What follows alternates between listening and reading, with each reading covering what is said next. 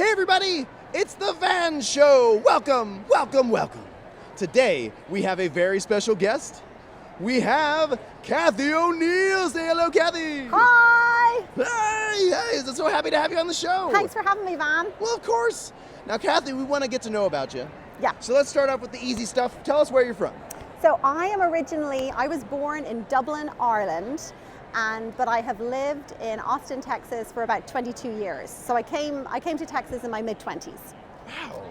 And and it sounds like the Texan accent never overtook the Irish accent. No, my Irish accent is pretty strong, and I've learned that if you move somewhere as a kid, you usually lose the accent you had in your place of origin. But when you move somewhere as an adult, you tend to hang on to that accent. Now, we brought you on the show because you're an author. That's right, yes. And I want to talk a bit about that. So can you tell us, first of all, how long ago did you start writing? So, my mom says she remembers me writing as a kid, but honestly, I don't have any memories of that at all. So my mom might just be making that up. So, but I say I started writing for real probably in my mid-30s. Whoa! So I kind of came late to the game. Like I'm sure a lot of authors you speak to start a lot earlier. But what I was doing all the time was reading. Absolutely loved reading. But I didn't start writing until mid-30s, which is, gosh, 15 years ago.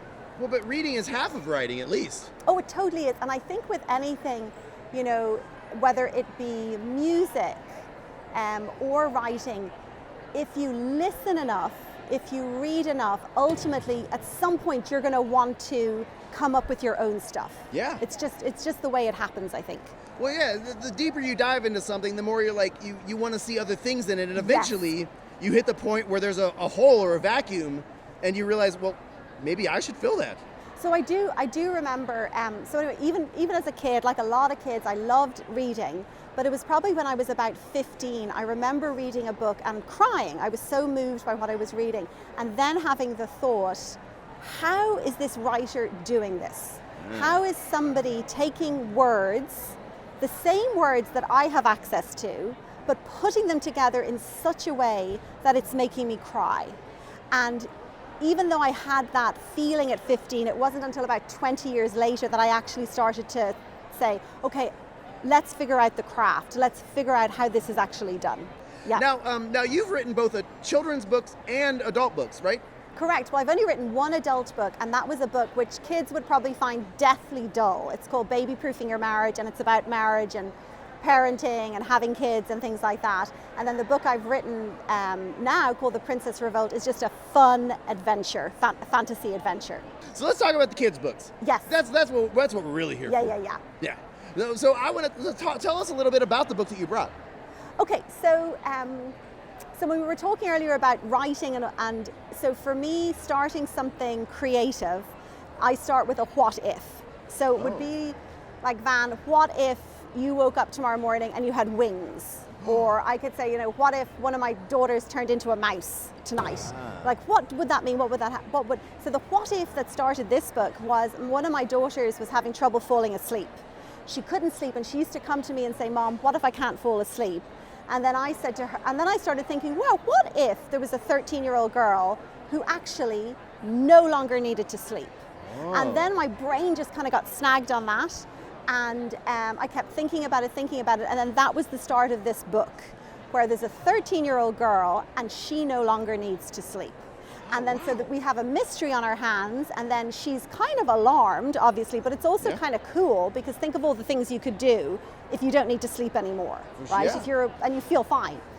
So it starts with this mystery. Why does she not need to sleep anymore? And then that leads her down the path of, surprisingly enough, fairy tales, because it turns out that she is the unwitting victim of a spell that is making fairy tales get turned upside down. So she has to, it's kind of, she's got to break the spell. If she doesn't break the spell, terrible things are going to happen to her. There's a boy she has a crush on in school, and he's kind of collateral damage. He's being turned into a beast as a result of it. So, and then along the way she meets Snow White, she meets Cinderella, she meets the Evil Queen. There's a bunch of them, fun fairy tale characters. I love that. And so when you say turn fairy tales upside down, yes. Do you mean like frogs kissing princesses? There's a bit of that going on. There's a bit of that. I won't say there's a frog, but fairy tales are turned upside down in the sense that Snow White is mean. She's a pretty vicious character in this story. That's cool. Cinderella is nasty. Let's just say these girls will do anything to get their Prince Charming. They are ruthless, and if you get in their way, they're going to steamroll you. Well, Yeah. and it really sounds like you ran with this what if I did. premise. Like you started with the what if with your daughter, Yes. and then you dove into what if with every fairy tale. That's true. That's true. So it's like things like, well, what if the evil queen from the Snow White story was actually running a skincare company? Because she's so obsessed with beauty, and if she wanted to be the most beautiful woman in the world, well, wouldn't it make sense for her to be running this skincare, this huge cosmetics company? Yeah. And then I had, what if the sea witch from the Little Mermaid story was running a swimming academy? Yeah. What would that look like? And what kind of swimming coach would she be? Could you imagine your swimming coach being the sea witch from the Little Mermaid? No. Yeah. So yes, I did run with the what ifs. Kids can do is they could just think about some book you've read. It could be something you're reading right now and you're really, really enjoying it. And you could say to yourself, think of one particular character from the story and go, what if? I mean, it could be something totally ordinary. What if he fell down a hole, okay? Or what if he got on the wrong train or the wrong bus one day?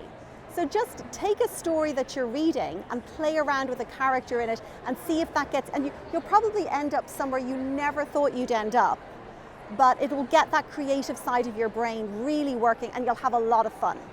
That's so great. Very fun. So, hey, you want to play a game with me? Let's do it. Yeah? Yes, yes. Okay. So the game we're going to play is, I got to get dramatic here. Hold Okay. on. Truth or dare. Great. Yeah. All right. So for dare, we're going to do a game called Fortunately, Unfortunately. Okay. And for Okay. Fortunately, Unfortunately, one of us will be a pessimist and the Right. other an optimist. Okay. All right. And then we're going to Okay. go back and forth, trading. You Okay. get the Go idea. back and forth. I get it. All right, Yeah, so now, I get it. do you think you're a pessimist or an optimist, or at least would you like to play one right now? Oh, I've got to say I am an optimist. Oh, An okay. optimist. Well, then I'll Glass be the is half pessimist. full. Yeah. Yeah. Yeah. You know, I'm a bit ambidextrous in that regard. Okay. So. Okay. So Okay. as the optimist, you're going to start the game. So you'll say fortunately and then a thing. Okay. All right? All right. Okay. So fortunately, we're here at the Texas Library Association conference, and fortunately, my alarm went off this morning and I got here in time. But unfortunately, the opening was delayed because someone forgot the keys to the convention center. Thank you so much, Cathy, for coming on the show. It's been a lot of fun. Thanks, Van. It's been a pleasure. Thank you Now- very much. Goodbye. Goodbye.